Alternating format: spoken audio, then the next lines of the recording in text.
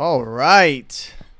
Welcome back, ladies and gentlemen. This is David Patrick Carey with Church of the Eternal Logos, and tonight I want to talk to you guys about meme magic, the semiotic war of will. And so I think tonight's stream is really a sort of continuation of the last stream, which was on the theology of the NPC, the non-playable character, which in a way was a sort of continuation of my speech at Orthodox Montanica in Butte, Montana, which is now available for website members. So if you have a website member account, you can head over to davidpatrickcarey.com and watch my Montanica speech, which I called Demonic Henosis.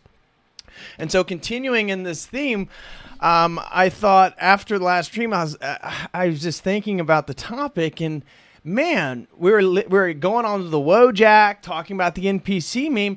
I got to get into meme magic. What is meme magic? How could we as Orthodox Christians understand meme magic? And so that's what we're going to be diving into today.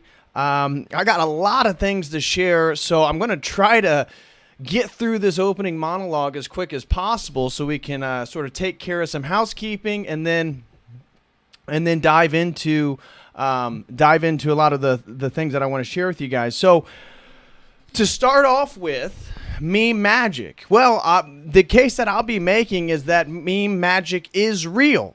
It is real, and it looks like Ted Gunderson's already onto where we're going, and that is, you notice the way I spelt magic.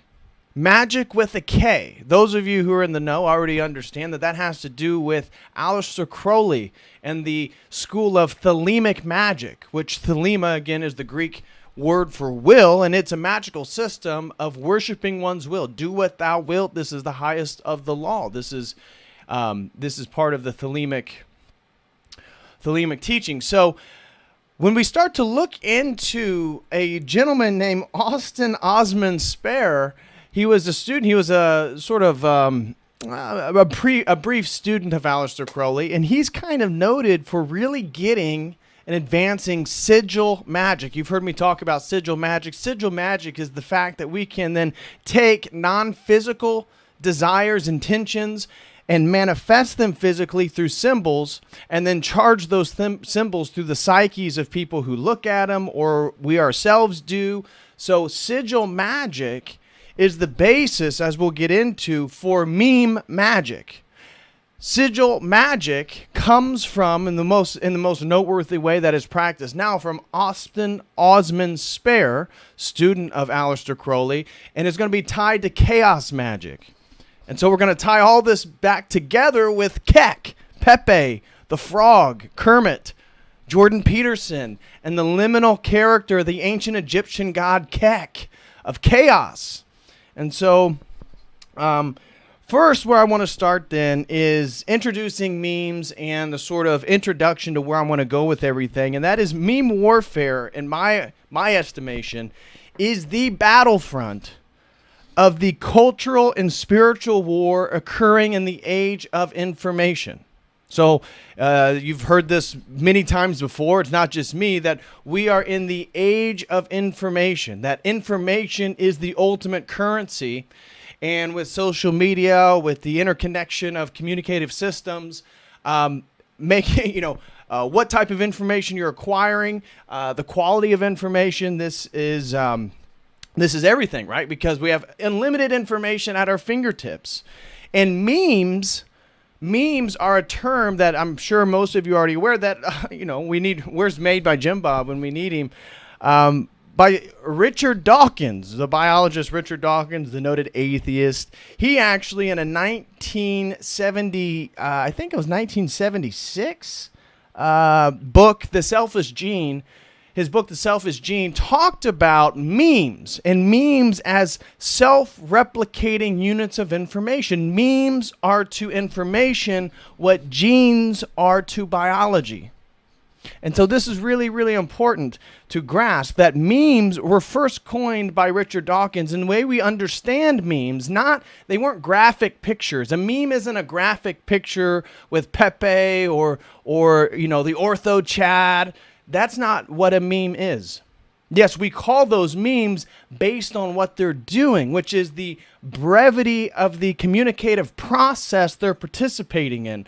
That is the meme. The meme is the smallest unit of information.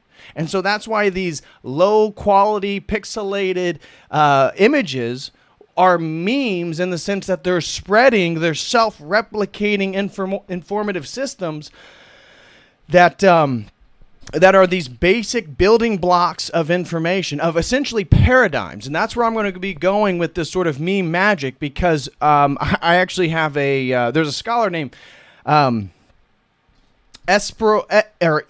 Aspram. I actually have his book right here, The Problem of Disenchantment. He's a Western esoteric scholar I believe he's in either the UK or in Amsterdam. I think he's in Amsterdam.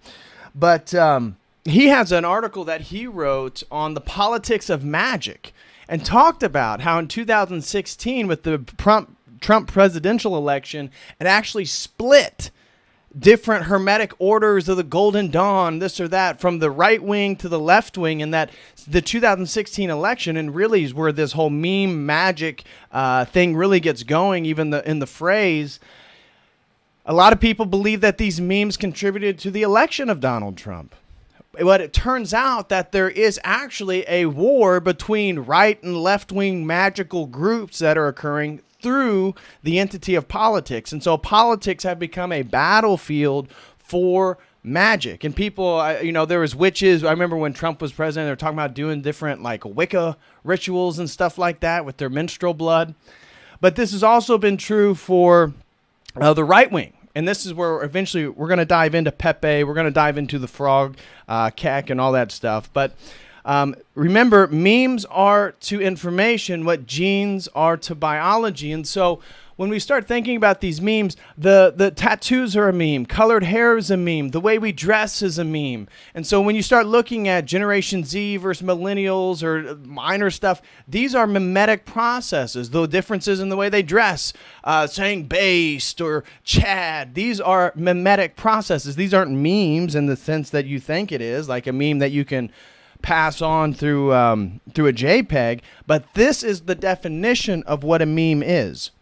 And so it's interesting when, Dr.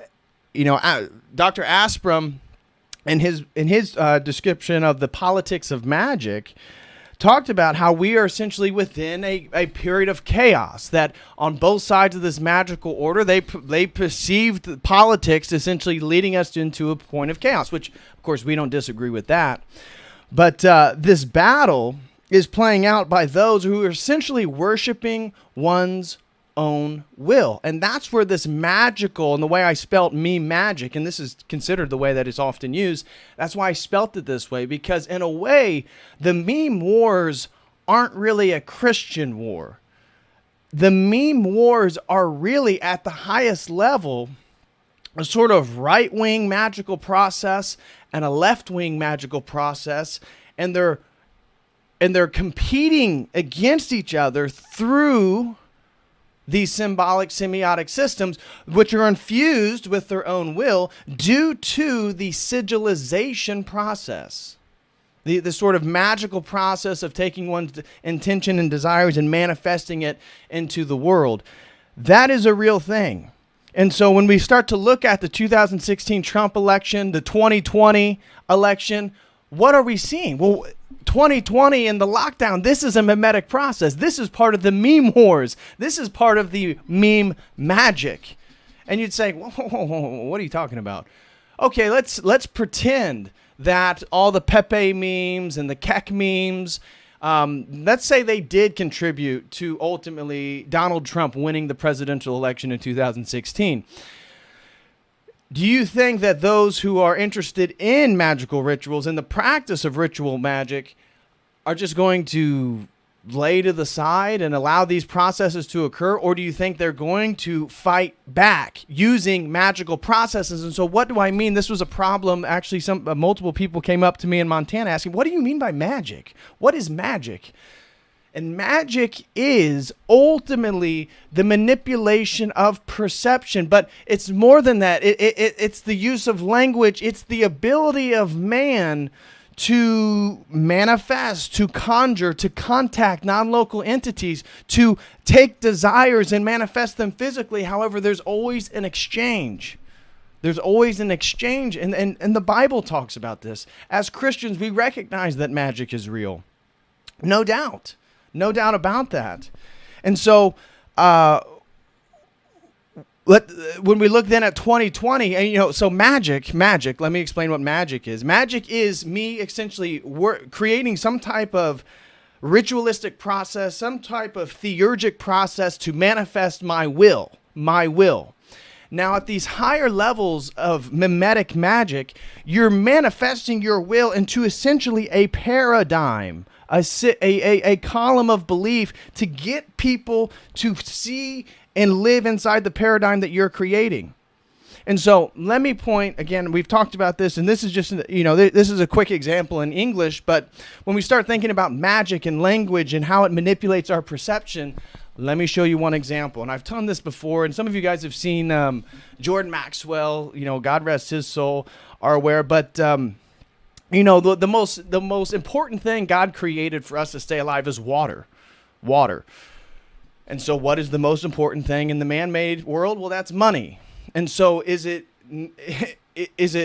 no coincidence that our linguistic metaphors, our similes of money and water are the same? So where do you find banks? You find banks on sides of riverbanks. Riverbanks direct the flow of the currency, our cash flow. That's why you liquidate something when you turn it into cash. That's why you're trying to stay afloat and not drown in debt. That's why you're trying to make it rain. That's why you can freeze assets.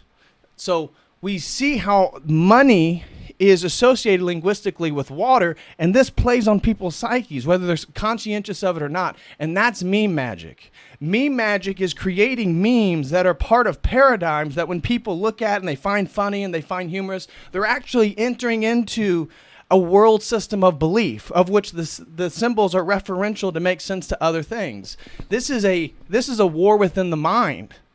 And so you see then, sigil magic actually comes from chaos magic, and chaos magic is a part of postmodern magic. Chaos magic is one of its most noteworthy attributes is that it doesn't believe that there's ultimately truth claims. Postmodernism, right? A world of relativism, a world of subjectivism. And so chaos magic believes that these sort of magical processes are working at a psychological level, and that then we need to utilize these magical processes, these theurgic techniques, because they can affect the unconscious mind, and we can manifest things consciously. Or we can get other people to enter into these systems and manifest them using their minds. And that's ultimately what we're doing here. And that's why 2020 and the lockdown itself is a response to meme magic. You see, the mask was a meme. The coof was a meme. And the way that people respond to that, it positions them really on a spectrum of the meme magic. Which paradigm are they entering based on the self-referential symbolic systems that they understand? And so chaos magic, sigils, and the semiotics of power. This is really what then I'm trying to get at, that chaos magic, as I said, is a form of postmodern magic. There's a total skepticism in regards to the knowability of the world. Total skepticism regarding the knowability of the world. And so perceptions of reality is reality within a chaos magical framework. That perception is controlled by people's beliefs.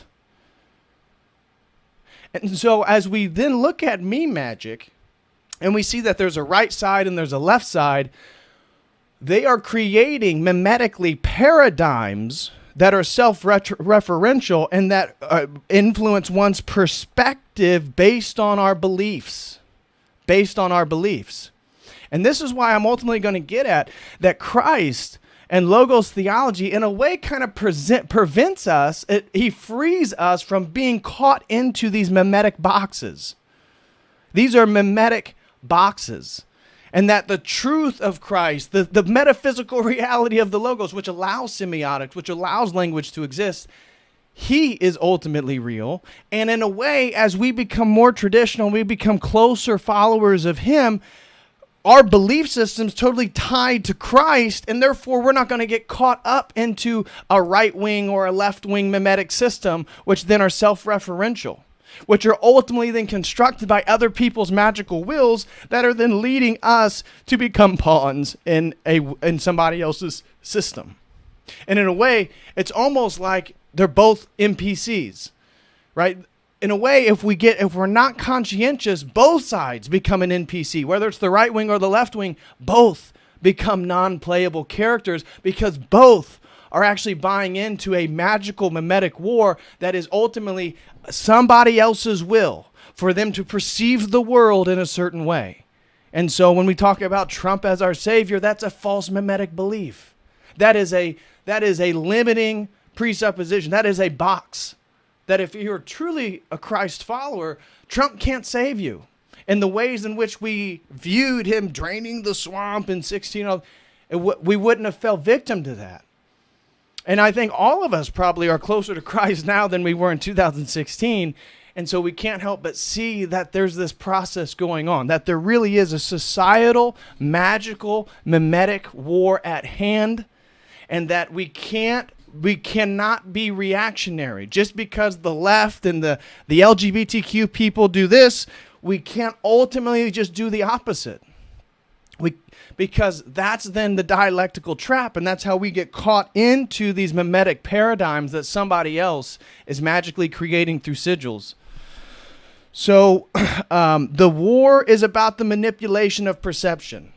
The war is about the manipulation of perception. We must then, right? This is why it's so interesting. We must then follow Christ. We must then use the logos and logos theology as our lens of perception.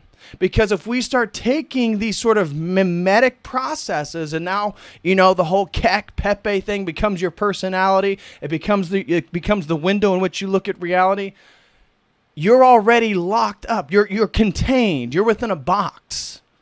But you see, Christ and logos and using that's what I do with these streams, right? I'm just using logos theology to look at the world. It sets you free. That's exactly what Christ came to do, right? The truth will set you free. Christ is the truth. He is the way.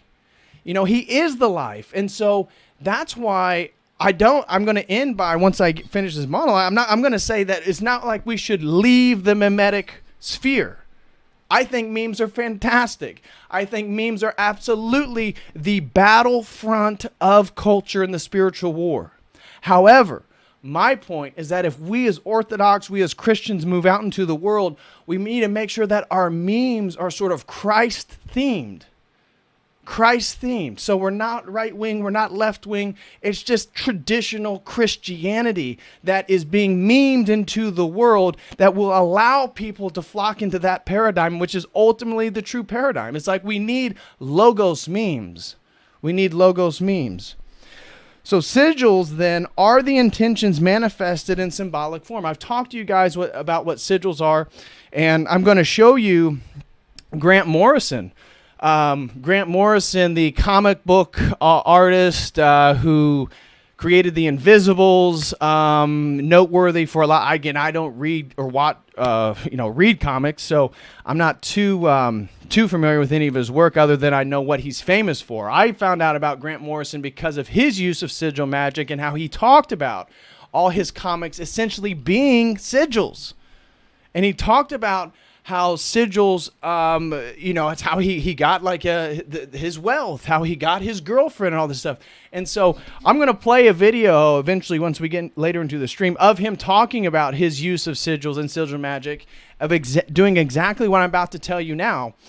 But I think it's no coincidence that then the same guy, Grant Morrison, is now 62 years old or 60-something years old, and I saw on his Wikipedia page he now identifies as non-binary. He now claims that he's a transgender, transsexual. He only goes by they. And when we watch the video, he'll be this ultra masculine, head shaved, all black suit with like a reddish brown leather jacket on. But what happens? You see, as you fall deeper into these inverted systems, you yourself become inverted. And Grant Morrison himself, he's so confused by the chaos of what's happening, the chaos of chaos magic and sigil magic at work, fighting each other at a mimetic level. He himself, his interior state is chaos. He doesn't know if he's male or female. He now goes by they. Again, divorced from reality, divorced from truth, which is indicative of chaos magic. Remember, it rejects objective truth. And it's indicative of their rejection of Christ, which is the truth. And so sigils, I talked to you, you can have like a desire. So when I did sigil magic, you will say, my highest desire is to have an extra $1,000 at the end of the month.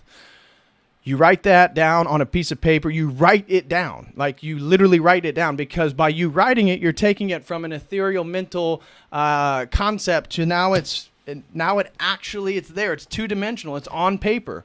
So in a way, this is a sort of recapitulation of God's creative act. And so the sigil, then, you mark out all the vowels. Vowels have no meaning. Vowels are phonetic. They're for sounds. It's why we pronounce certain words different. But meaning is actually held within consonants. And so you'll have a series of consonants. You mark out all the vowels, and you mark out all the consonants that repeat. Now you have a series of consonants. Now you create a symbol. You put the letters on top of letters, and pretty soon you can't tell any of the letters apart, but now there's a symbol. And what you've done is you continually reduced the original intention into a single symbol, what's called a sigil. And that sigil now is an intention that's made two-dimensional. Now you have to charge the sigil to make it magically efficacious. How do you charge it? Well, it's within the psyche. And this is, again, indicative of the chaos magic and sigil magic, generally speaking, in the 20th and 21st century, who believes that we essentially are in a sort of mentalistic world. And so if we alter the mind through the use of symbols, then our minds, because of their innate power, are going to then reproduce or create or manifest these things in the world. And so sigil magic, then you charge it by one, getting other people to look at it. So this is where corporate logos, those are sigils, and they're manifested and they become more efficacious the more people look at them. Or you can put a sigil anywhere in your house, like small places where you don't really notice it, so it's always sort of in your periphery. Or you masturbate. And when you're getting ready to climax, you stare at the sigil, because the idea to people who believe in this is that the corpus callosum, the structure that connects the right and left hemisphere, it's fully active. And so at the point of orgasm, it's one of the points in which we're most susceptible to mental programming. And so because the mind is much more open, they advocate for you to stare at the sigil during that orgasmic state. So that is on how you charge the symbols. So when we're talking about these memes, clearly they're charging these symbols by the more people look at them. The more people look at them, the more they give their attention to them. That's a feedback loop that exactly then recapitulates, resubstantiates the meme in the world. And this is then how the memes go from an idea into physical reality. That's the concept there. And so our attention is everything in the age of information. Our attention is charging symbolic, semiotic, mimetic processes that are potentially magical sigils, whether we know it or not. So that's where I've talked about our diets, what we listen to, what we look at, what we say. We have to watch our diet, not just in what we eat, but what we look at, what we listen to. Because if this stuff, according to their own worldview, we are pawns through the memes that are manifesting their paradigms. Capiche? So magic is being used to transition then the marginal to the center. You think, okay, Patrick, I was kind of following what you're saying. What are you talking about now? Transition the marginal. What are you talking about? What I'm saying is that when we start to really look at the mimetic war, and we're going to use Pepe and the Frog for a large swath of looking at this framework, is that, you can look at Jordan Peterson or Paggio did a sort of metaphysics of Pepe, but the Frog is a liminal creature. It's both amphibious. It's both in the water. It's on the land. It's a liminal creature. It's a marginal creature. It's on the edge. And so this was the mimetic form that was taken in response to a lot of the LGBTQ stuff that essentially we could call the globo homo. And I would say that the globo homo is part of a magical process, that the LGBTQ community, they themselves are liminal. They are marginal. And what we're seeing happen in our society through mimetic processes is that they're taking a small swath of society and they're forcing them from the edges of society right into the center of society. This is the inversion. This is a literal inversion of our structures. We're taking the marginalized and putting them, and we're centralizing them. As opposed to then the centralized structure, let's say a Christian, let's say you're just a somewhat right of center, American Christian, that would be the swath, that would be the majority, that would be the center. And what we're seeing then is they're marginalizing those people. That's really from the left wing side of this magical war. That's what they're doing. They're taking the center and they're going to marginalize the majority while taking the minority and they're going to centralize them. They're going to make them the normal. That's exactly what we're doing. We're in Pride Month right now. How is it that such a small group of people wield so much power and influence on society? And I'm saying that this is part of an inversion structure. This is part of the meme magic. This is part of a magical war to take the marginal and put it into the center. And so in response to this process, we saw then the growth of Pepe, which ironically is a frog, which is also a liminal creature, which is tied then to Kek, the ancient Egyptian god, which is tied to chaos, which ironically, this battlefield's being played out with sigils, which is part of chaos magic itself. I couldn't help but notice that.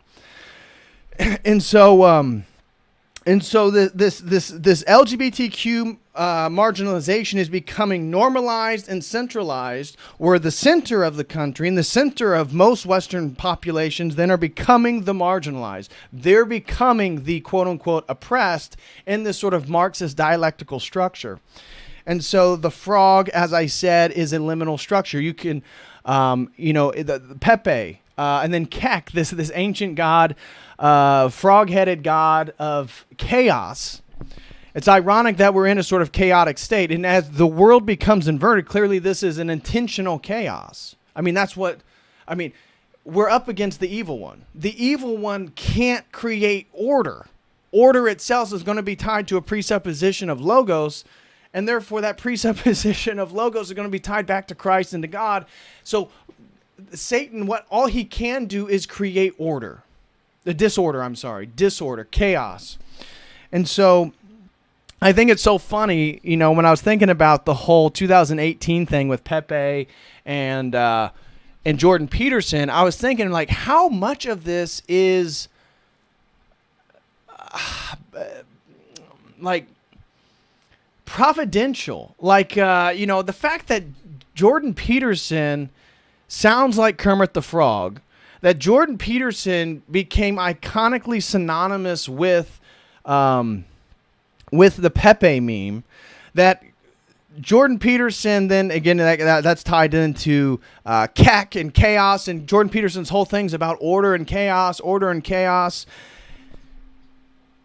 And then I was thinking about the story of the Frog and the Prince, or the Frog to the Prince, the Frog Prince, where essentially the princess, she loses the golden ball, it falls into the swampy water, the frog appears, the Frog Prince appears, he negotiates a situation with her, he goes, retrieves her ball out of the depths of chaos, brings it back, eventually, then there's all these different stories, but the Brothers Grimm, I think theirs was she throws him against the wall, or maybe theirs was, I know the Disney one was that the princess kisses the frog, but the frog eventually turns into a man. And so the frog moves from a liminal creature into a non-liminal creature, into the ideal entity. And I was thinking too, isn't that kind of funny that that's the structure of the Frog Prince, and how many of us were influenced by Jordan Peterson, and how he was a sort of he was a sort of doorway into us, in a way, maturating in our spiritual sentiments as Christians, right? That we sort of, again, despite all, and Peterson's still a sort of liminal figure because he's not Christian, right? So he's kind of like the right-wing mimetic magicians, that he's on the right wing or considered on the right wing, whatever, classical liberal, whatever he is, but he's considered right of center. And yet this whole thing is sort of divorced from God. It's divorced from Christ. It's divorced from these higher understandings. And yet at the same time, Peterson and his own memes and the lobsters and make your bed, bucko, and clean your room, all this different stuff at the same time, that kind of contributed to all of us moving from the frog to the prince, to a matured state, to a masculine state, because a lot of this stuff is anti-male, anti-masculinity. And so in a way, we've moved from shit posters to men. And that's what this whole Pepe transition should be, is that, as a grown man, we shouldn't be overly consumed with the Pepe meme or whatever. Yeah, maybe you want to do some memes, but they should be Christian themed. But it's a sort of maturation process, moving from the shit posting where you're really just you're a provocateur for the sake of provocation, as opposed to having more meaning and more purpose. You're not just reactionary, but now you're moving forward with a sort of intentionality. And so my last point here is that Jesus Christ, the Logos, frees us from the mimetic confines of this magical war. That we are in the midst of a magical war, that the meme magic is absolutely real, and that the meme magic, we are sort of caught up through memes. Memes as, again, as sigils as attempts to sort of get us to fall into these intentionally constructed paradigms, that Christ frees us from this. Within postmodernism and also chaos magic, truth doesn't exist. There is no such thing as objective truth. There's only power. Chaos magic and postmodernism both agree that there is no such thing as objective truth. And so then if that's the case, and that's true for a lot of these magicians that are, breakaways from the Hermetic, the Hermetic Lodge in Nevada or wherever they be, and then they're participating in these Trump forums and how they're going to reelect Trump through the memes, and then you have the people on the left doing the same. What is their game plan? Because it's not about truth. It's about power. That's what magic ultimately has always been about. It's about power. And so postmodernism and both chaos magic are gaming us. They're gaming us to put our attention into the construction of these alternate belief structures, these alternate paradigms that are ultimately divorced from Christ. This is a sort of divide and conquer in a way, that the meme magic is magic. The meme magic is occurring. It is divorced from God, and it's creating silos, if you will, structures of beliefs that people then get caught up in. And so some of the boomers are still caught up in the Trump memes. And things that were funny in 2018, 19, maybe 2020, they're still posting in 2022, but culture sort of moved on. But these are these mimetic frameworks, these mimetic boxes. I think Christ prevents us from getting caught up, because the mimetic war, as I said, they're essentially semiotic doorways into alternate paradigms, but objective truth shatters that efficacy. You see, when you start going, especially when you dive deeper into this orthodox thing, this logos theology, is that again, remember I talked about how chaos magic, sigil magic, is about creating these windows of perspective because our beliefs manifest reality. This is their understanding. But our understanding as Orthodox Christians following Christ, objective truth shatters the efficacy, because it is then the ultimate paradigm. That logos theology resonates, as we've said, at every single level: the semiotic, the ethical, the metaphysical, the literal, all these different things. And so when you come closer to Christ, and especially you dive deeper into this logos theology, it itself is the ultimate window of perspective. No meme could actually meme you out of it, right? And so Christ is the metaphysical reality and the message. So that's the thing so then these meme magicians, they're using symbols and language and all this different stuff, but they're using the metaphysical reality of the logos. They're using the metaphysical reality of the Word of God to enact their magical processes. But if we are following Christ, we are actually following the metaphysical structure itself, the logos itself, that allows the meme magic to occur. And so, and then within that, using language and semiotics and memes and all this different stuff, the message of Christ is the ultimate liberating force. Think about that, right? What could you meme that would be more liberating than the teachings and the message of Christ? You can't. You can't. That Christ, the Logos, is the metaphysical reality, and he is the message. He is the message. So by following God's will, we make sure we don't fall into the same pattern of worshiping our own will or falling into these mimetic cul-de-sacs where we're manifesting the magical will of somebody else. And so that I end then by saying that we must meme the reality of Christ. This is the ultimate path. And I think, well, again, we can look at Elijah, and that mockery isn't non-biblical. I mean, Elijah mocked the prophets of Baal, and he was a prophet of God. And so I don't think mockery or humor is something that we need to avoid as Orthodox or Christians, that we're just too serious. No, I think we need to dive in. We just need to make sure that ours are ultimately rooted within God, rooted within Christ, rooted within the Logos, and therefore we then can meme truth into the world, not intentional paradigms that are referentially, semiotic referential systems. That Elijah could be a sort of emblem, a sort of inspiration for many of us of mocking the prophets of Baal. I mean, they're all around right now, right? That reality still exists. So I'll leave that there. And we have to think, too, one of the things that I was thinking, if that memes are the smallest structure of information as genes are to biology, what entity are we creating through our memes? Right? Think about all the memes of Trump and from 2016 to 2020. What entity is that creating? What paradigm is that creating, that web of belief that then people who are using and operating within those mimetic systems believe to be true? If we're memeing Christ, if we're making funny, humorous things that are ultimately leading to the truth of Christ, what could be more powerful? What could be more powerful? That humor is the best way to cut to the truth of something.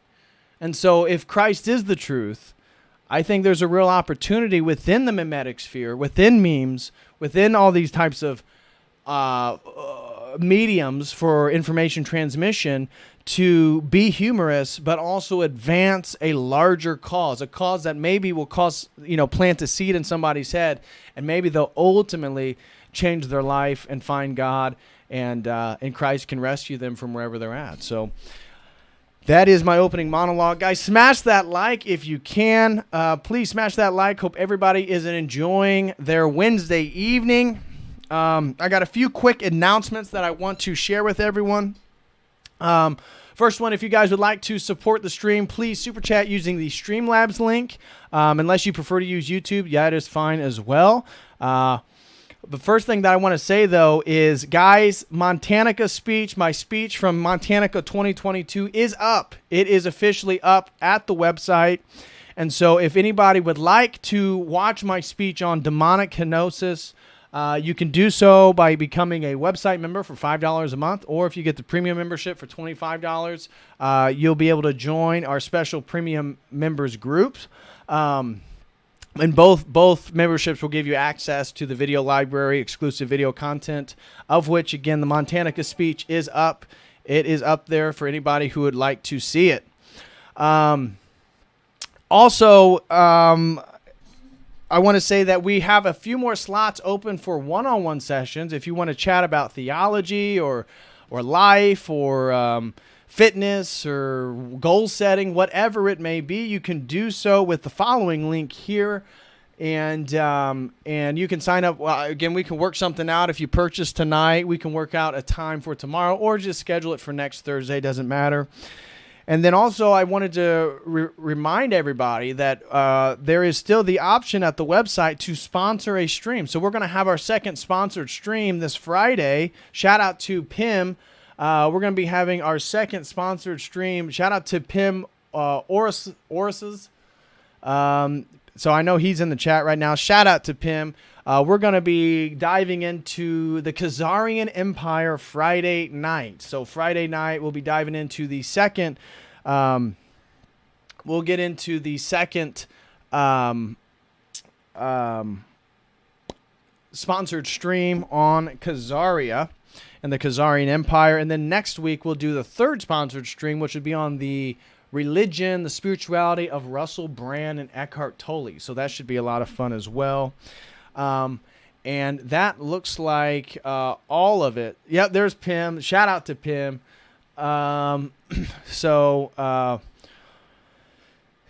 So, okay, that looks like all the announcements. Again, I want to say, anybody who wants to watch the Montanica Demonic Kenosis, that speech is now available up at the website. So you guys can see that there. All right, got some super chats. I will dive into all these super chats here in a few, guys. I got a lot of content I want to share with you real quick. So let's dive into this. Hold on, let me make sure. Yep, got to get the browser up. Okay, so now let's dive into some of the nitty-gritty here. I got a lot that I want to show you guys. Okay. So I'm going to come back to this article here, but this is an article written by many of the people that we would probably agree with. We would probably agree. This is one of the sites that talks about meme craft, memetics, and meme magic. And this is a sort of right-wing, certainly right-leaning site. But you can see how it is openly talking about how they believe themselves to be part of a sort of magical order, that they are magically influencing society by creating memes that then become reality. And I wanted to share this with you just so you can see an insider's perspective on what it is that they believe they're doing. And these are the memes that you and I probably laugh at. And so it'll give us a better account of the true magical quality they view themselves participating in. And then this article right here wasn't too bad either. The expansive power of internet meme, but it's obvious. Emily Zimler. It's the absolute opposite. So this is one who's very worried about the right wing and their meme culture, and that's also echoed right here by the ADL. Pepe the Frog. This is a symbol of hate. Oh, it's a symbol of hate. And so, of course, they choose one that says "Kill Jews, man," when there's all types of Pepe memes they could have chose.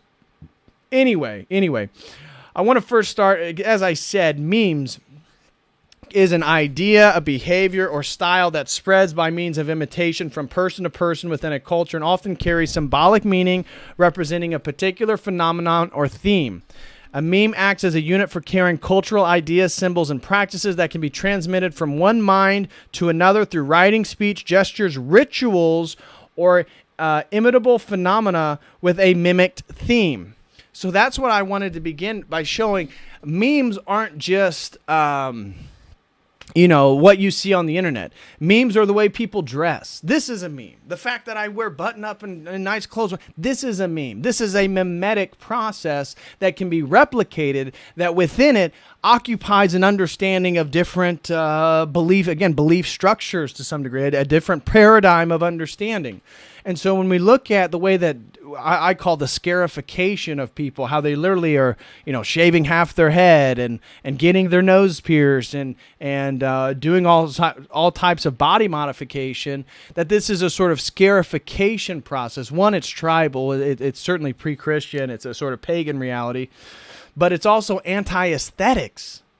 You see, like the aesthetics of a a very beautiful feminine figure or a male figure, there's something beautiful about it. The effort, the discipline it takes, there's a beauty about it. But we see with the body positivity movement an attack on personal aesthetics themselves, which then is a meme. So then you see a meme carried out of people who are like the most ill, the sickest, the overweight. Instead of trying to get better, there is now a mimetic process, a meme, a paradigm of reality where they view themselves as wielding power and influence, and they can criticize and demand, XYZ about people, or you're body shaming me, or whatever it be. So these are memes. Memes are much more than just what we see through pictures, but they ultimately are, when it comes to meme magic, part of a sort of magical sigil process. And so I want to introduce you guys to those of you who aren't aware of a gentleman named Austin Osman Spare. This is essentially the occultist you want to be aware of in regards to sigil magic, the whole sigilization process that I was trying to talk to you about. And so, in an occult capacity, he developed idiosyncratic magical techniques, including automatic writing, automatic drawing, and sigilization, based on his theories of the relationship between the conscious and unconscious self. And so that's why he's going to then become a very prominent figure of what's called chaos magic. We see his name right there. You see this chaos magic, because chaos magic is under the assumption that, everything's essentially psychological. Right? It totally de-theologizes magic and de-traditionalizes magic, and that's why it's considered a sort of postmodern magic, is that chaos magic does believe that truth doesn't exist. It does believe that we're all in our own subjective relativistic realities, and it does believe that our minds are sort of creating our perceptions, our realities, and that we can alter our beliefs and our perceptions through sigil and through different forms of ritualistic magic, and therefore literally change reality. And so Austin Osman Spare's big contribution was magic and sigils. Spare elaborated his sigils by condensing letters of the alphabet into diagrammatic glyphs of desire, which were to be integrated into postural yoga-like practices, monograms of thought for the government of energy. Spare's work is contemporaneous with Hugo Ball's attempts to, quote, rediscover the evangelical concept of the word, the logos, as a magical complex image, as well as both Walter Benjamin's thesis that meditation, which is the immediacy of all mental communication, is the fundamental problem of linguistic theory. If one chooses to call this immediacy magic, then the primary problem of language is its magic. Spare's sentient symbols and his alphabet of desire situate this mediatory magic in a libidinal framework of tantric, which is to say cosmological proportions. Okay, so he was into tantric structures. Following his experience with Aleister Crowley and other Thelemites, Spare developed a hostile view of ceremonial magic, and many of those occultists who practice it, describing them as unemployed dandies of the brothels. So then we can go over to sigil, and then if you look in like sigil, what is a sigil? This is a sigil. A sigil is a type of symbol used in magic. The term has usually been referred to a type of pictorial signature of a deity or spirit. In modern usage, especially in the context of chaos magic, sigil refers to a symbolic representation of the practitioner's desired outcome. Okay, so then you can see Austin Osman Spare is mentioned here. What's it say about him? The artist and occultant Austin Osman Spare developed his own unique method of creating and using sigils, which has had a huge effect on modern occultism. Essentially, Spare turned the medieval practice of using sigils to evoke entities on its head. See, sigils used to be identified as the signature of particular spirits or demons. And so people who then dealt with in medieval magic, sigils then were symbols that sort of embodied the name or the ability to tangentially sort of get a hold of demonic spiritual entities through the sigils. Spare turned medieval practice using sigils to evoke entities on its head, arguing that such supernatural beings were simply complexes of the unconscious. You see, that's the de-theologizing of magic. See, Austin Osman Spare de-theology. That's why this is part of chaos magic. Then that's what chaos magic is. It's the postmodern form of magic. There are no spirits. There are no demons. It's all in your psyche. The big difference with Spare's method was that he dispensed with pre-existing esoteric and external beliefs, so sigils were no longer for controlling traditional demons, angels, or what have you, but instead for controlling forces in the unconscious psyche of the individual operator. Spare's technique became a cornerstone of chaos magic. It also influenced the artist Brian Geeson, who experimented with combining Spare's sigil method with traditional forms of magical squares. Okay. And so we see how this leads into, in chaos magic, following Spare's sigils are commonly created by writing an intention, then condensing the letters of the statement down to a form of monogram. The chaos magician then uses the Gnostic state to launch or charge the sigil, essentially bypassing the conscious mind to implant the desire in the unconscious. That's what I was talking about by looking at it when, again, a lot of these magicians will masturbate and then they'll stare at the sigil during orgasm because that's how they're trying to implant it into the unconscious mind, the subconscious mind.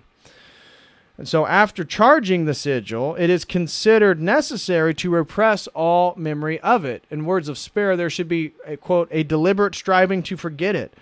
In modern chaos magic, when a complex of thoughts, desires, and intention gains such a level of sophistication that it appears to operate autonomously from the magician's consciousness, as if it were an independent being, then such a complex is referred to as a servitor.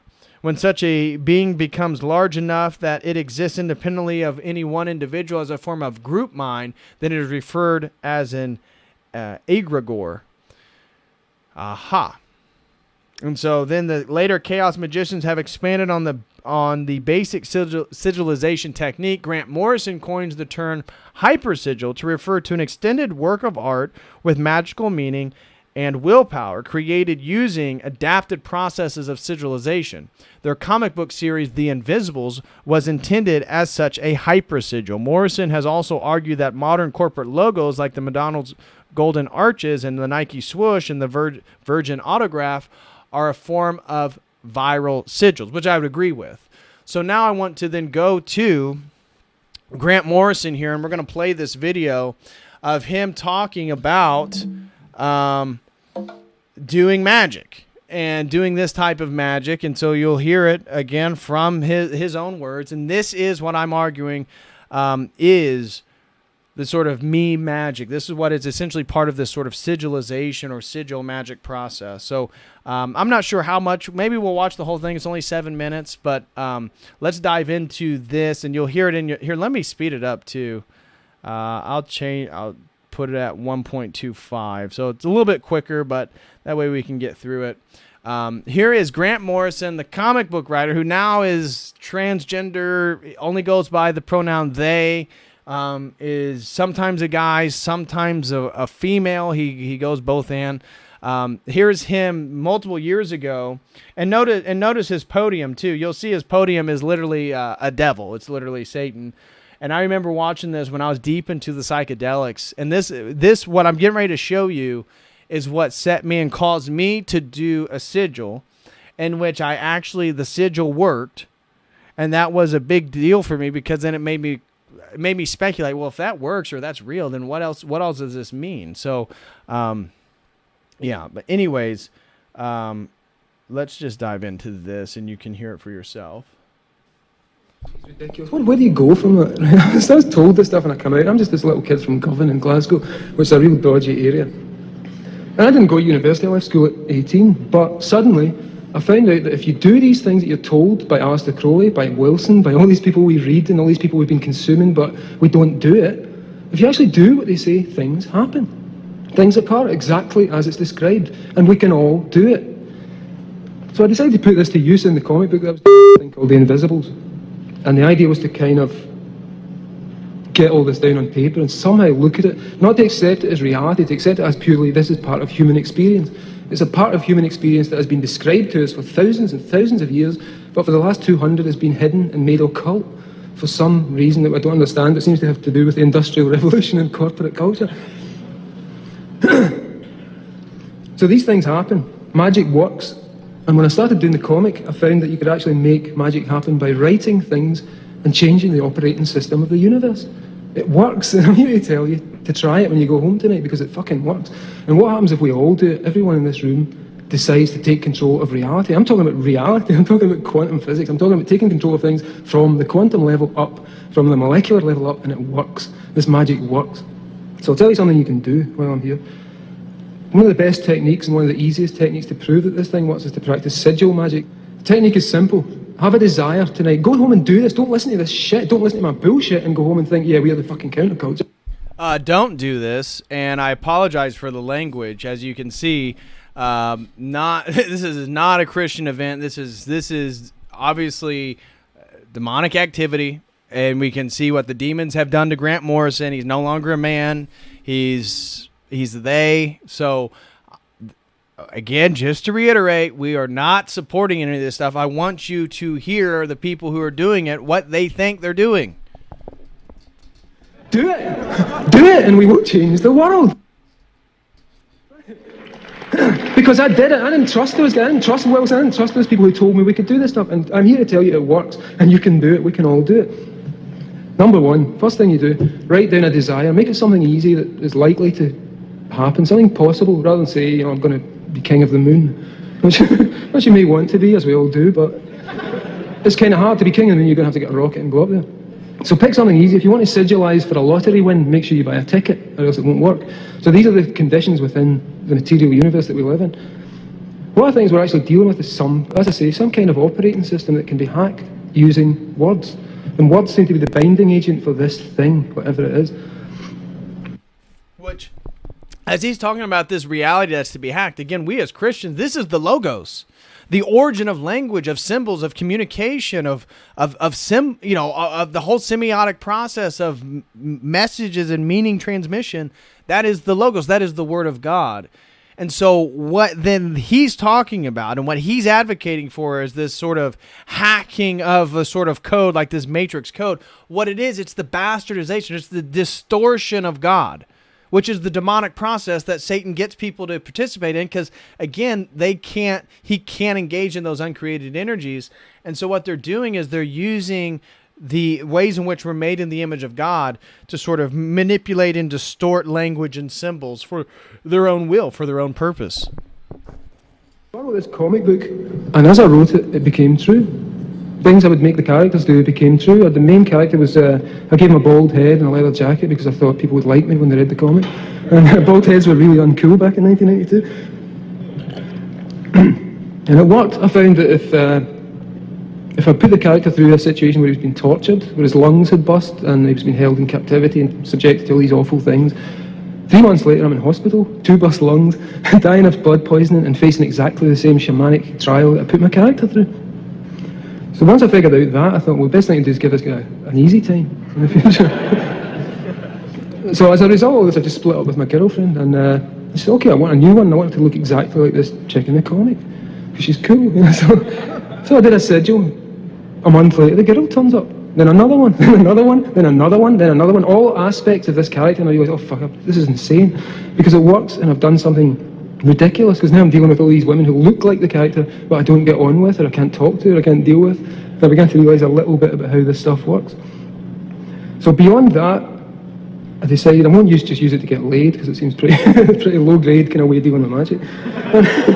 but man, it works. And I thought, how much could you affect reality by writing a comic that mimicked reality but pushed it in weird directions? So around about 1997, I decided I would really seriously turn the thing into a super sigil. And it was based on the idea of, if you look at cave art, the first writing was done basically as art. And if someone wanted to make something happen, like if you were some like fucked up caveman in a cave somewhere moaning about your dinner, what do? You draw a bison on the wall, stick some spears in it, go out, and the bison dies filled with spears. And hey man, we can make this happen. Slowly those things become letters, they become words, they become reduced to abstractions, complexes of meaning. And you can take that basic idea, and as we've seen, people like Austin Osman Spare, the magicians from the early part of the century, or Crowley, or the Chaos magicians from the 80s, who were a big inspiration on me, they used this stuff. And what you can do is this, like I say, try this at home. Write down a desire. Quite simple. Do not do this. Say it is my desire that my cat wins the Olympics. Take out all the vowels. Right? Write this down for fuck's sake and do it. Don't just listen, do it, right? Take out the vowels and you'll be left with a string of consonants. Take out the repeated consonants and you'll be left with a string of consonants that have no repeats in it, whatever, X, Y, A, D, whatever. Turn that thing into a little image. Take the D, draw a big D, then you've got a T, draw a T under it, and keep reducing it down until it looks magical. And there are no rules for this thing. Do it until it looks magical. At that point, you now have a sigil. The sigil will work. You can project desire into reality and change reality. It works. So this is the basis of which I'm arguing that meme magic is actually working at. Meme magic is real. Memes can begin to sort of prefigure the manifesting of reality that they're intending. And it's operating through this magical process, this sigilization process, which is tied to chaos magic. Those must be the people who've done it. So please, write this down, go home and do it and check it, verify the results, because scientific procedure, I was reading this thing in New Scientist this week, and they said the difference between bad science and good science is that scientific procedure has 3 criteria. And the criteria are that you can verify results, you can talk to other people who've done the thing and make sure, that it works out. You can duplicate results, and also some other thing. Anyways, we get it. We don't need to listen any more of that. But definitely don't do anything that guy advocated for. The only reason that I play that for you guys is to hear what somebody who believes in it and supports it, what they understand that they are doing. In his comics, he's very open about multiple of his comics are themselves sigils. So then he can take a whole series of desires and intentions, and he begins to lay and manifest those through the comics, through the words, through the images, through the people. As he said, he himself, the way he looks, is the male in the comic The Invisibles. He is his own creation. You see what I'm saying? That's what he's talking about. And what I'm saying is, in a way, like somebody said, this is a dark path. He gets caught up. He's so divorced from reality. The more these sigils you go down, the more these manifesting rituals that you participate in, the more of a sort of false reality you exist in. And again, you're losing your image of God as you do it. That no wonder, again, why Grant Morrison is now a 60-some-year-old man who identifies as both they, and some days he's a female and some days he's a male. Or I should say a man and a woman, because he's male every day, but you get my point. And so that's part of this meme magical process. And I wanted to also just play a quick part real quick from Eagle Aspram. So this is a Western esoteric scholar, and his sort of magical theory of politics. What he did is he documented the sort of split in some of these magical groups given the post-Trump election. And so we're just going to play a clip. And here, if you guys want to, I'll share. Again, I obviously don't do anything that Grant Morrison advocates for, but if you want that link, you can. That is right here. You could probably just use the title that you saw. But here is Eagle Aspram, and I have his books. He's a pretty good scholar. Again, certainly left of center, but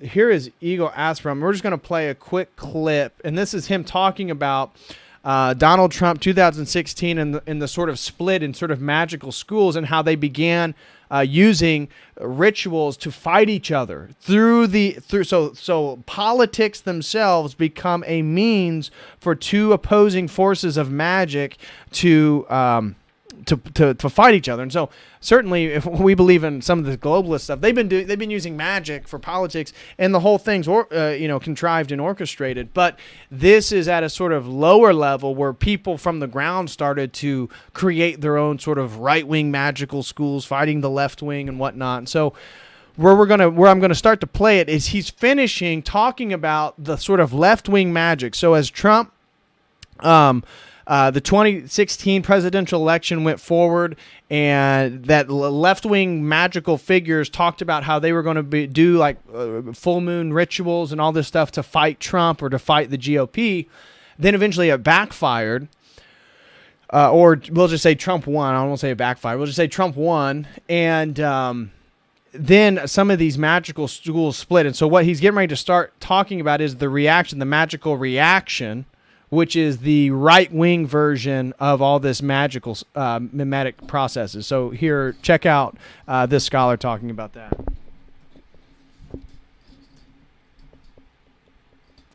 More attention to it.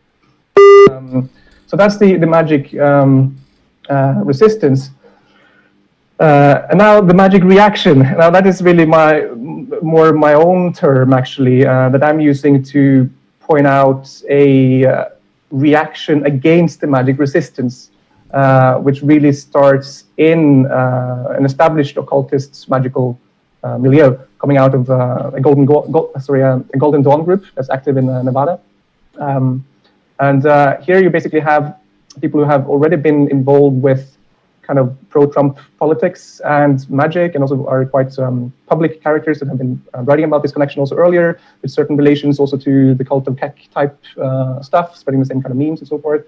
But when I see the popularity of this Magick resistance movement, they get worried that now you have this band of an army of witches, as they describe them, trying to sort of manipulate politics and release dangerous demonic forces. And I really kind of believe hard in this sort of supernatural, let's say, side of magic. And they're then calling for magicians, but also other sort of spiritual people who align with the right to get together and do counterspell.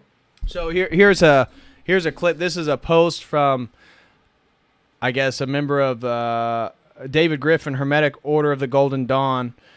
And he says, actually, real witches are doing our part to stop our lunacy and defend the American Republic. Go ahead. Bring it on at midnight.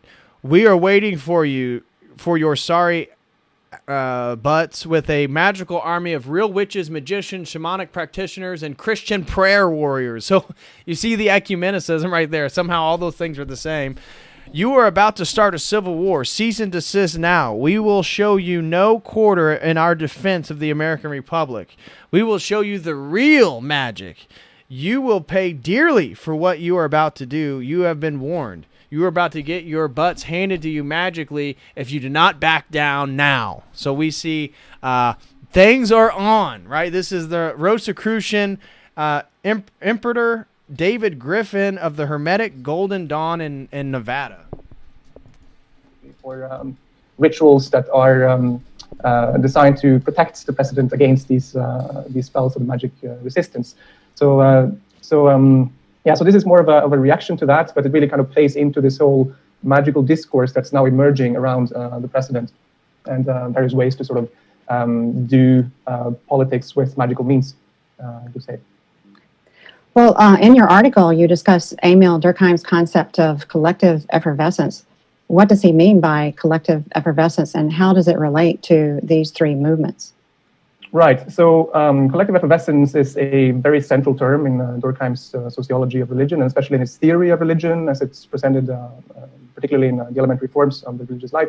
And basically, it refers to the sort of spontaneous sort of rushing forth of synchronized emotions and affects and behaviors and thoughts that can happen in very large groups that assemble and do stuff together. So the kind of things that you would associate, for example, with sporting events or political rallies or mass demonstrations, that sort of thing, where people kind of come together around some central activity and have their attention and their emotions and affects kind of synchronized in a certain sense. And so Durkheim thinks that this collective effervescence, that this is really the kind of events in which individuals can experience themselves as being part of a group and experience the group as a group, where it kind of becomes tangible and real in a certain way. And so it's very important for kind of creating group identity, belonging to an in-group as opposed to an out-group, and also kind of creating social cohesion and these kinds of things. And he links this to religion in various ways. So in one sense, you can say that at least like this notion of the sacred, as things set apart, that this has its emergence in some sense in these episodes of collective effervescence. But more than that, with religion, and particularly religious rituals, are in the business of creating and channeling such collective effervescence. So creating these kind of spaces where we can experience ourselves as part of the group, and also celebrating the group and sort of its identity and so forth, and certain values as being shared and so forth. So that's the basic idea. Okay. And, so we're not going to watch all this. The point was just to share with you guys the fact that this was a real thing. It actually is occurring, that there's magical schools that have split due to politics, and there's a group of people who believe that they're defending the Republic through witches, warlocks, shamans, and apparently Christian prayer warriors. But anyways, I want to move back to this article then, the one that I started with on the person who views themselves as on the frontiers of this meme war, of this meme magical war. And so let's read their article. This is from 2020. It's called Memecraft, Memetics, and Meme Magic. And so how to participate in the meme war. So this is about how you can join their Telegram group and become their magical circles. And so here he has some clarification. So which equals wise. Oh, yes, which equals wise. Craft equals to make or produce with care, skill, or ingenuity, which craft then is the care and skill and ingenuity of the wise. Oh, okay.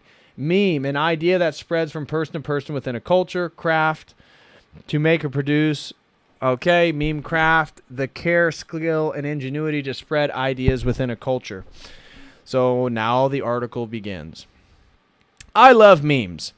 They are powerful and inspiring. Memes are engaging, hilarious, cheap, and extremely effective in the civil war we are currently find ourselves in. This is not just my opinion. The social media meme has been successfully tested, deployed, and battlefield proven. The article deals with the science of memetics and the art of memecraft. And so, as I said, I don't disagree that I believe the memetic sphere, the semiotic reality, is the frontier. It's the battlefront of the cultural and spiritual war that's at hand. Is there any doubt in the overwhelm? And that's why, to me, that's where the wearing a mask is a meme. Wearing a mask is participating in some of these memetic spheres, these magical world. I mean, the lies to spread surgical masks. That is part of a magical spell. That is part of the manipulation of perception to get people to live into an alternative reality.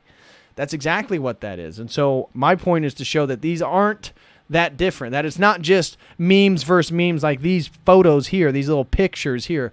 No, it's bigger than that. Is there any doubt in the overwhelming minds of Americans that Jeffrey Epstein didn't kill himself? No, of course not. No, there is not. It was this meme that literally went mind viral and successfully, quote, infected the sheeple and normies, and not only this country, but all over Western civilization. Once this meme took root into every corner of social media, the normies can no longer be led by the nose by the mainstream media and dwell in their comfortable lie. But what is a meme exactly? Memetics, noun, plural in form, but singular in construction.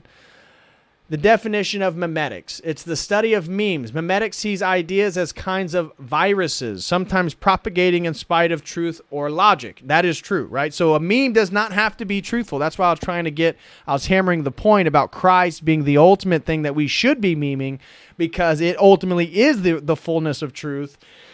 And there we can make it funny, we can meme it, but it's also then more powerful. Its maxim is, memetics, beliefs that survive aren't necessarily true, rules that survive aren't necessarily fair, and rituals that survive aren't necessarily necessary. Things that survive do so because they are good at surviving. Okay, so we see then, even within memetics, even within this worldview that this person, right of center, right, Epstein didn't kill himself, we see a sort of postmodernism. We see a sort of reality where, it's not truth or logic that is the sort of primordial basis. Now, I get they're talking about memes here, but we'll continue on. So here's a meme of Kek. And who is Kek? Well, this is Kek. Kek is the ancient Egyptian god. So it's the deification of the concept of primordial darkness. Primordial darkness. It's an Egyptian god, from Hermopolis. Yeah. Anyways, Yeah, so here it is. In relation to 2016 U.S. presidential election, individuals associated with online message boards such as 4chan noted the similarity between Kek and the character Pepe the Frog, who we'll get to here in a few. This combined with the frequent use of the word kek, which is also kek is LOL in Korean, as a popular stand-in for the internet slang LOL, which was often paired with images of Pepe, resulted in the resurgence of interest in the ancient deity. So how funny that in a period in which there actually is an attempt to globally reset the world economically, politically, culturally, they are then inverting the world. This is a magical inverted process, and somehow the people responding to them, who again aren't Christian, but they've found solace in using their own liminal sort of figure of chaos, which is Kek, this ancient Egyptian frog-headed god, and they're associating that with Pepe. Meme magic. Meme magic is the term given to the branch of sorcery dealing with internet memes, primarily in the realm of social media. The goal is to have the ideas of thought forms presented in the meme transcend the realm of cyberspace and manifest consequences in our tangible world. Again, we see sigil magic. The science behind this magic, again, we see with a K, so a direct reference to thelemic magic, the magic coming from Aleister Crowley. Behind this magic is nothing less than a conscious effort to pull as many participants into a collectively held thought form in an attempt to achieve maximum resonance of both conscious and subconscious will by those who experience / share the meme. This takes us into the concept of the egregore. So we see, again, the people who are participating in meme magic, it's divorced from truth. What they're trying to do is get people to participate into what he calls a collectively held thought form. I call it a paradigm. I call it a worldview. I call it a structure of belief, a web of belief. They call it an egregore, which is just a magical term for this thought form that becomes its own reality. Right? That's what they're talking about. Egregore. An egregore is a group thought form. It can be created either intentionally or unintentionally and becomes an autonomous entity with the power to influence. A group with a common purpose like a family, a club, a political party, a church, or a country can create an egregore, for better or worse, depending on the type of thought that it created. The symbiotic relationship between an egregore and its group has been compared to the more recent non-occult concepts of the cooperation of a legal entity and, of course, the meme. This concept was discussed in early theosophical literature and is well known in esoteric thought, but it is not a mainstream idea. In discussing egregores, Helena Petrovna Blavatsky wrote, quote, "Every thought so evolved with energy from the brain creates volans, willingly or unwillingly, a shape," unquote. Continuing, she states that such a shape is absolutely, quote, "unconscious unless it is the creation of an adept who has a preconceived object and giving it, quote, thought form, consciousness, or rather the appearance of consciousness derived from the adept's will of consciousness." Rosicrucians who embrace the concepts of the egregores as the Rosicrucian egregore is the cosmic energy field to which all Rosicrucians have access because of their affiliation with the Amorc. Okay, whenever a Rosicrucian studies a monograph, conducts a mystical experiment, prays, meditates, participation in the work of the Council of Solace, devotes time to cosmic communion, or creates an inspiring work of science, art, or literature, he or she radiates into space positive thoughts and emotions which benefit all members of humanity in general. Likewise, those who unite at conventions and in the affiliated bodies also set especially positive forces into motion. The egregore of the order extends beyond the usual limits of space to include the mystics, the philosophers, and the traditions of the past, including those of the mystery schools of ancient Egypt and Greece. Our Gnostic, Kabbalist, and alchemist forebears, the Rosicrucians of the 16th, 17th centuries, and all the members of the Rosicrucian order. For more excellent definitions, egregore, okay. Memetics in a nutshell.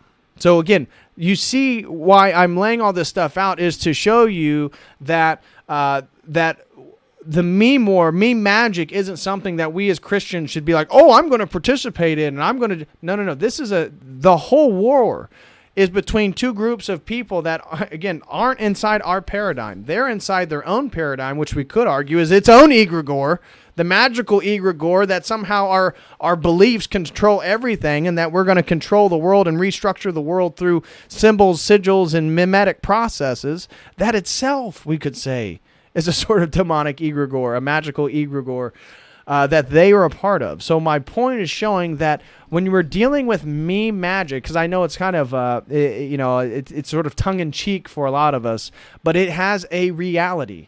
And the people who are part of these realities absolutely see themselves as creating magical doorways into these egregores, into these thought forms. Okay, memetics deals with information transfer, especially cultural information in society. The basic idea of the concept is to conflate the exchange of information between people with genetic material, to track the mutation of ideas as they are transmitted from one person to the next, and the way that you could track viral transmissions and mutations. However, a meme also provides benefits to the carrier if they spread. Okay, meme, memetics, gene genetics. Yep, we get it. The idea is that certain memes prosper and others wither the same way. Certain genes produce stronger offspring that outcompete creatures with different genes. Also, it is easy to compare and spread the mutation of information to the spread of a virus. Since truth always finds its way to the light, it will eventually show itself and burn out the lies. Memes help the process along. So now we see a concept of truth, but this is important, that memes aren't necessarily true. Memes are considered in a way evolutionary by the people who are participating in this, that somehow they're throwing these memes into a competitive pool to see which ones are going to come out on top. The ones that come out top doesn't mean that they're more true or they're more efficacious or they're more likely for survival. Not at all. We can see that the meme of the mask totally dominated 2020, totally divorced from any sort of logical reality of the understanding of what a face diaper does. Okay. Memetics does not refer to telepathy, ESP, or any psychic mental magic. However, these words are mimetic, and if you understand them, then you can have a completely ordinary mimetic effect on you. Memes involve ideas and symbols which trigger a response in those who understand them. The more approachable your meme, the more of an effect it will have on those who encounter it. This is where the meme craft comes in, because that's how they're going to charge it. The more people who see the meme as then charges, according to sigil magic, charges it with sort of Gnostic mental energy. Okay? Internet memes are probably most comparable to viruses that are dependent on living hosts for the capacity to infect anything and everything, the ability to evolve and grow, and most importantly, to spread. So the art of the meme them until they cry, then make memes about them crying. Sun Tzu, The Art of War. I mean, that's kind of funny. Defending yourself against memes is not so much of a concern of those of us fighting cultural Marxism as it is for the Marxists and those being used as proxies. Right, so again, we can agree with them. The snowflakes, Antifa, BLM, SJWs, etc. But you see, they're using magic. They're using a totally different paradigm of reality than that of Christ. And the current civil war of 2020. The fact is, the left can't meme. Not only is the meme an extremely effective weapon used to shift the Overton window of currently accepted facts in the news, and the current memes generally have the added effect of infuriating the uncentering those on the left. The reason for this is the same reason the left can't meme. Fear paralyzes and corrupts all. No, I do not believe the left can't meme because fear paralyzes and corrupts all. I believe the left can't meme because they're so divorced from reality, they can't make a funny joke, because to laugh is to recognize a sort of embedded truth, an embedded reality. They're so divorced from reality, they can't actually make a joke that somebody in a different egregore, a different thought form, a different paradigm could also find funny. Leftist memes then can only be thought of funny if you're in the leftist egregore, the thought form. A meme perpetuates itself by being beneficial to the carrier to spread new hosts. This is what makes the meme effective. How much incentive a carrier has to spread it. Unless an anomalous meme's effect is the compulsive urge of the carrier to infect others, there needs to be an incentive to spread it. For the enemy to truly understand the nature of mimetic threats is for them to come in contact with him and to be subject to its intrinsic sorcery they contain. Again, so you see this person on our cultural side is creating memes infused with what he considers sorcery, okay?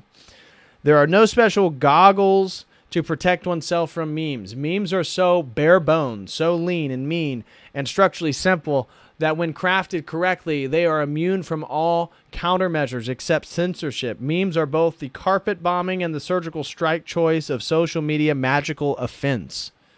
Are memes dangerous? Well, hopefully they are dangerous to our enemy's agenda. After all, we are wielding them and using them as weapons in the information war. The dangerous meme is basically a trigger that sets off something inside someone and that they may or may not be aware of. What would your knee-jerk reaction be to know that your rival is sleeping with your one true love? How would you react if you were unwittingly to catch them in the act? That kind of sudden revelation can make a mild-mannered citizen into a killer. So don't be surprised that there are other strange bits of information out there that can break the human mind in different yet equally drastic ways. There's no defense for the left against mimetic threat. The only solution, save AI censorship, is actually a double win for truthers and patriots as well. Memes are so prolific that the only effective way to remove them from their purview would be to remove yourself from online information war. By removing oneself from all social media. In short, I believe it is without sophisticated computer algorithms and AI, it is impossible to protect the platform from memes. Okay, here's how we know memes are effective. Here is a recent article reporting on Mark Zuckerberg's 100,000 offer for the first people to come up with an AI that can detect and manage memes. Of course, they are labeled hate memes, LMAO. The perpetual dog whistle to the fluoride-induced masses. Label anything hate that you can count on every self-labeled victim in the country to get behind in its destruction. So meme craft, equity. Equity is required a component for successful magical endeavors. It is your direct mental and emotional energy that you will transfer not in just to your task, but any of all tasks in this world to help determine its outcome. Memes work so well because they are a true product of grassroots intent, not the Soros-funded pseudo-grassroots organizations concocted by the U.S. Marxist Democrats. These are collectivists who have no personal power or direction. They require the hive source and lean on centralized autocratic authority. You as an individual computing in your own will make a difference. This is the source to free men and women. And I argue this is absolutely not how we free men and women. And that you see, that's why I'm talking about this magical meme war, that you don't want to get caught in the left or right. And that's why we can't be too overly reactive. We need to be more goal-centered than reactive in our behavior.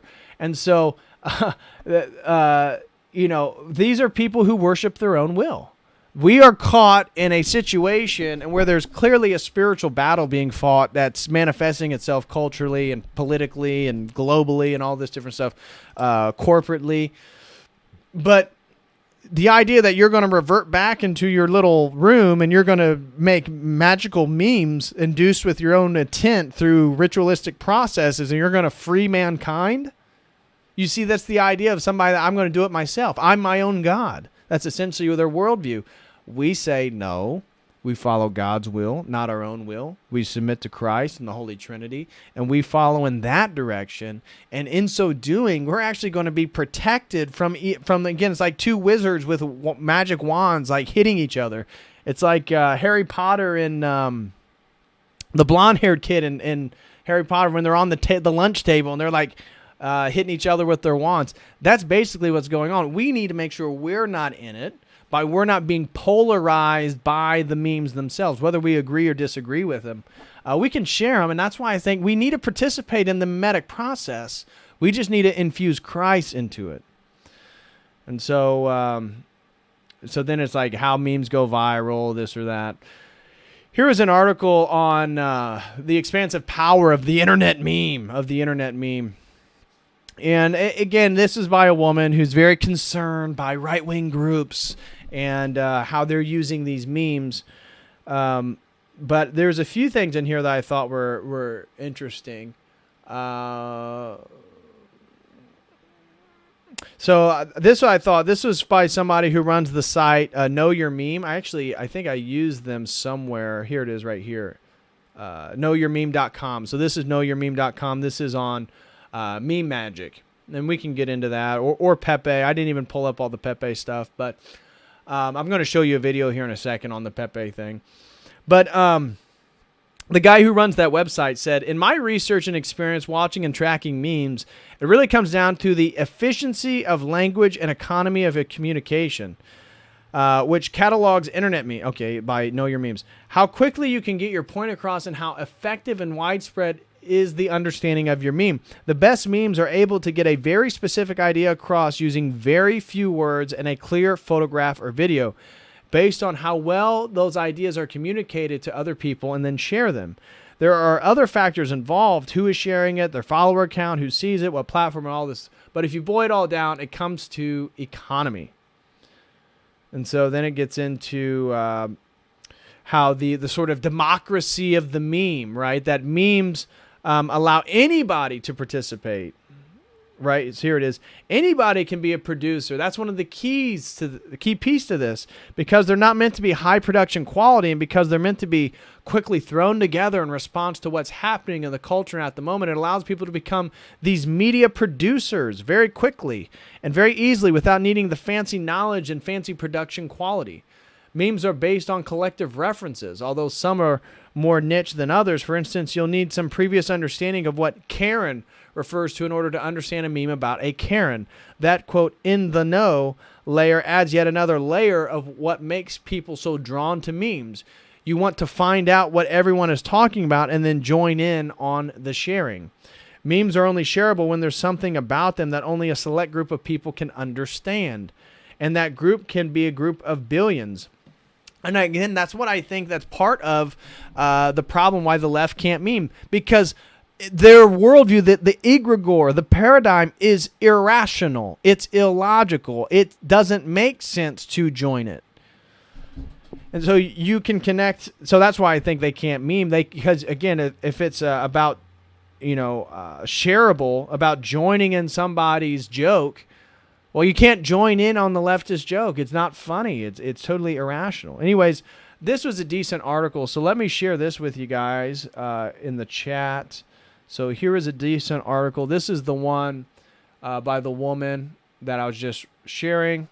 And then here is the earlier one that I was reading. Let me share that for you guys.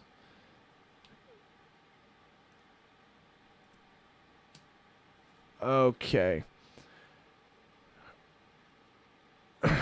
So now I'm going to end by actually listening to Peterson try to explain the Pepe frog in Kekistan. And remember, this is 2017. This is 5 years ago.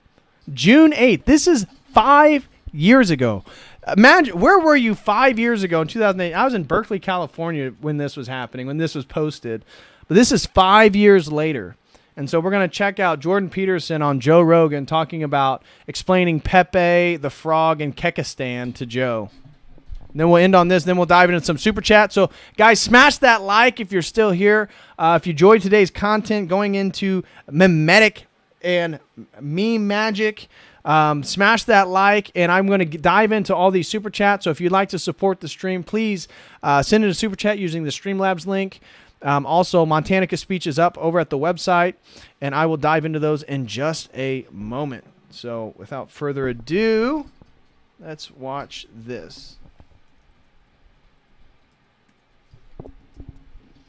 And impossible to avoid conflict. Like, what do you see when you look at this whole thing long term?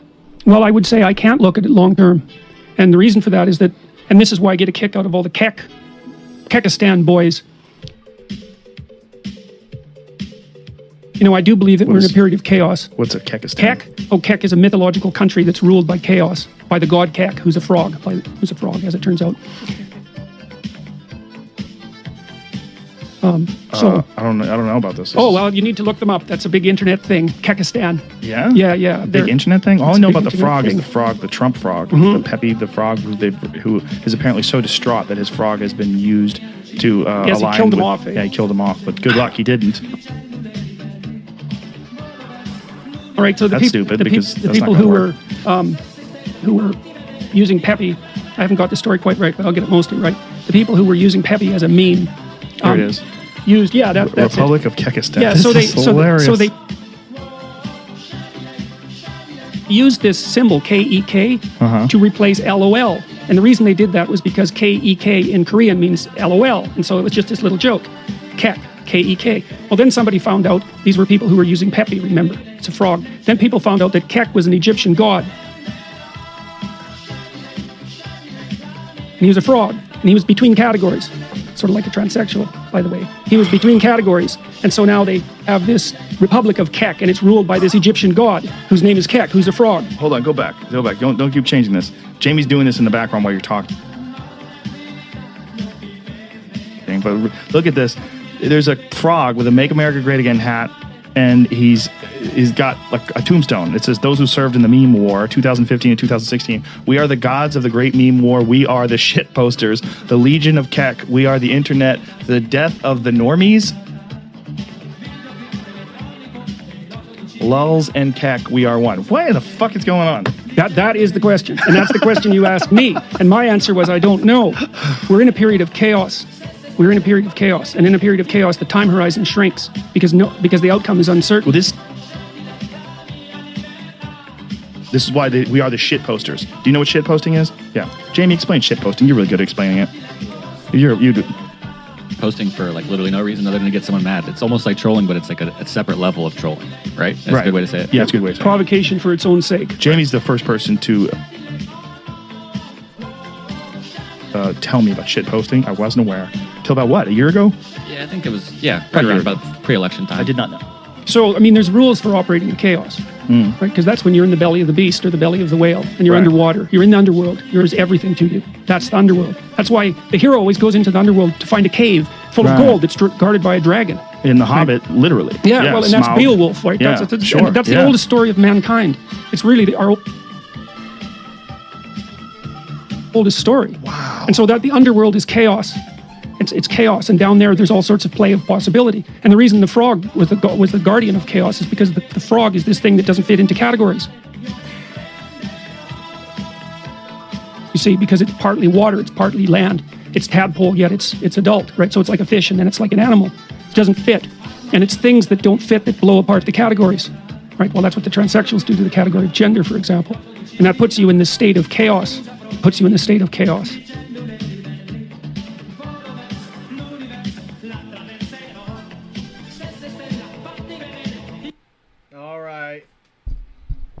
All right, guys, that is going to do today's stream on Meme Magic, Semiotic War of Will. Oh my gosh, we covered a lot of content today. We talked about Austin Osman's Spare. We talked about Thelema, Chaos Magic, Sigil Magic. My general thesis for today was that meme warfare is indeed the battlefront of the cultural spiritual war in the age of information. And that chaos magic, sigil magic, and the semiotics of power is a process that is occurring cross-culturally between right and left and this and that.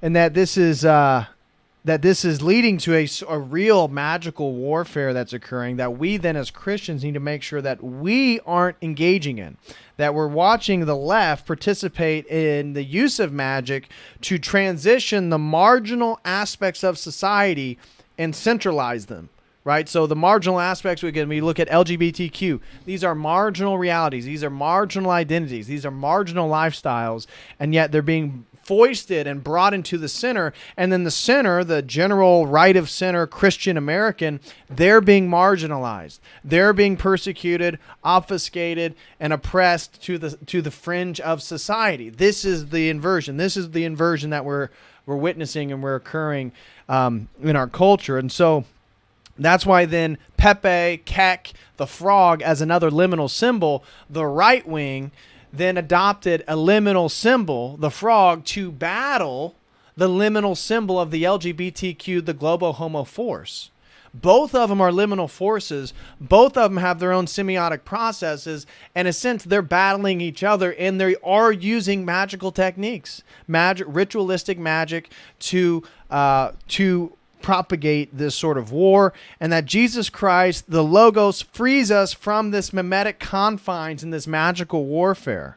That postmodernism and chaos magic are the same, gaming us into these alternate, intentionally constructed belief systems. Objective truth shatters the efficacy of magic, and by following God's will, the magical will of others loses power.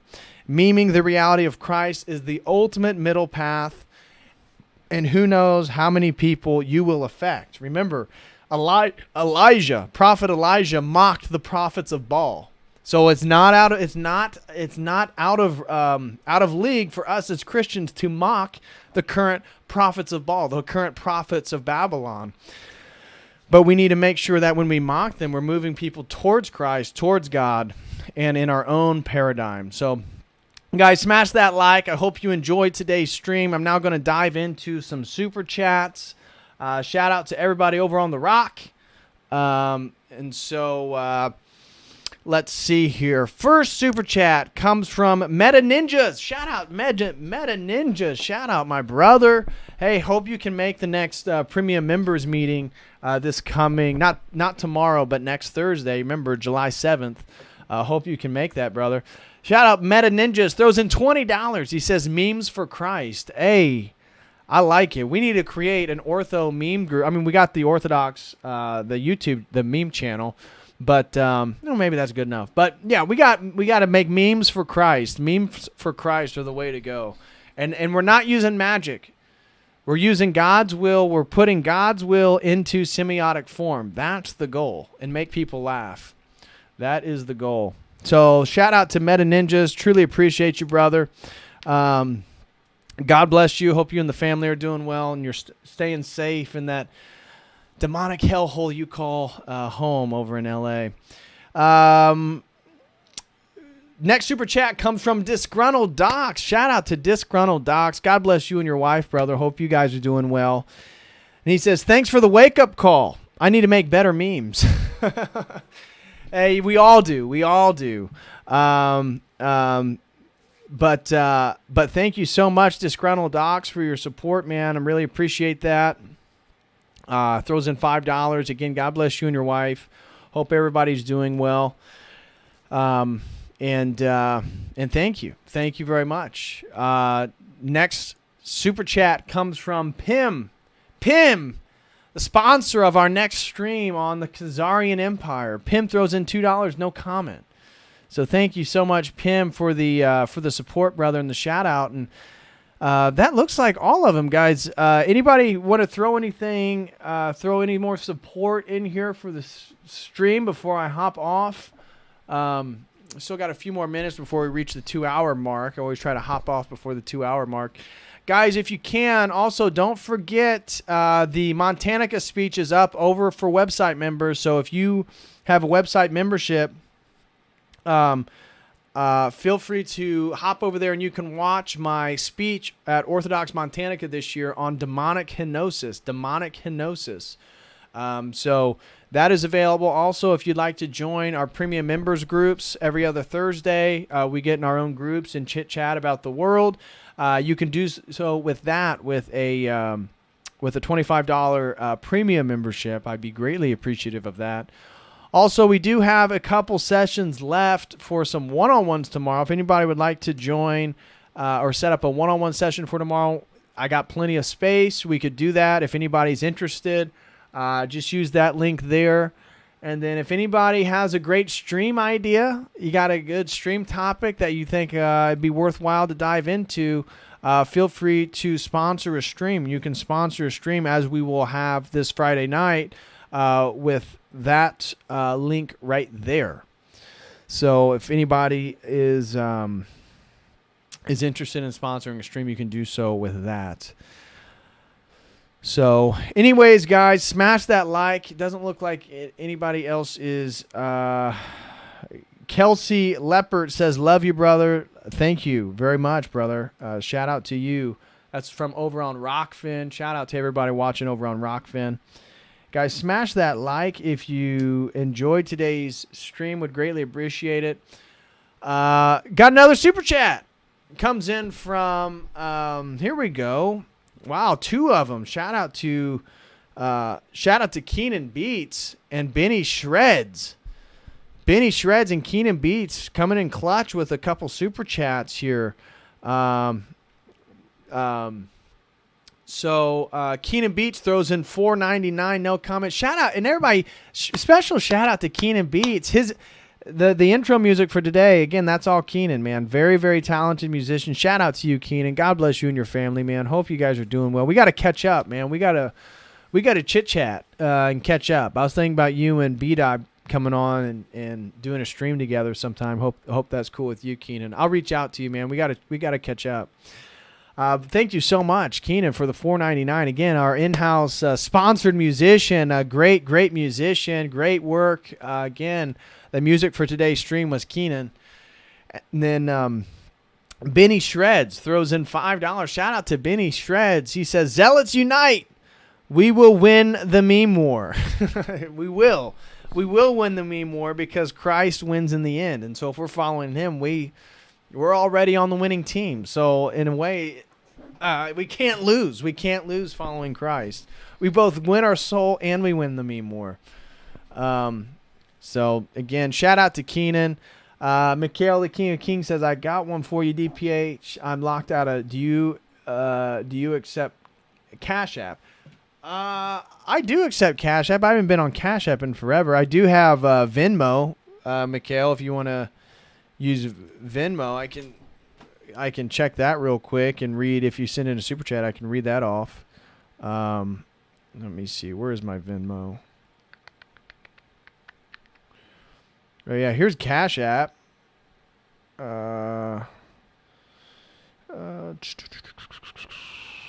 Venmo. There we go. Yeah, I got the Venmo link in the video description, Mikhail, if you want to use that. Yeah, so whatever you prefer, brother. I'll keep an eye out here. But anyways, guys, smash that like. Really appreciate it. Again, excited. Abbott Tree Farm's going to be coming on here in the near future. I got a few other clergy I want to ask. I've been thinking about a topic with Father Turbo that I'm really excited. I'm going to reach out to him, see if he wants to come back on. It's always fun when Father Turbo comes on. Oh, super chat comes in from Nathaniel Hill. Shout out to Nathaniel Hill and his beautiful family. God bless you, bro. We got to catch up. Man, I haven't talked to Nathaniel in a minute. I'm sure you're really busy with work. Shout out to Nathaniel Hill. Throws in $10. No comment. God bless you and your wife, man. It looks like the little boy. It looks like he's growing real fast. All that hair, man. I just saw a recent photo your wife posted of the baby. His hair is phenomenal. So God's really blessed you, Nathaniel. God bless you, man. We got to catch up. We definitely got to catch up. Disgruntled Docs. Yes, do you take checks? Yeah, I take money orders. I take money orders. If anybody has a money order, feel free. Yeah. Anyway, I'm not...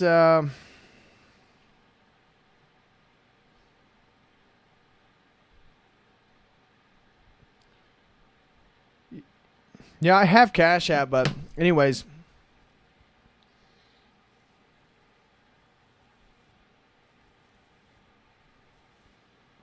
Yeah, dude. Mikhail, I'm definitely down. Anyway, guys, I'm going to hop off here. Mikhail, it doesn't look like, again, let me know real quick before I hop off here if you sent anything. I'm not seeing it on the phone here. So it's all good in the hood, homie. You don't have to donate anything. I'll just hop off. Appreciate you guys sharing. Shout out to all the mods sharing links and stuff in the live chat. I really, really appreciate it. And so that's plenty support enough, man. Just thanks for sharing all all the links. So, guys, I'm going to hop off here again. A special shout out goes to Nathaniel Hill and his beautiful family. Special shout out to Benny Shreds. Very special shout out to special shout out to Keenan Beats, Pim. We're going to be doing your stream next, and a special shout out to Disgruntled Docs and Meta Ninja. So God bless you guys. I will be back Friday with our next sponsored stream. And so, as always, until then, God bless.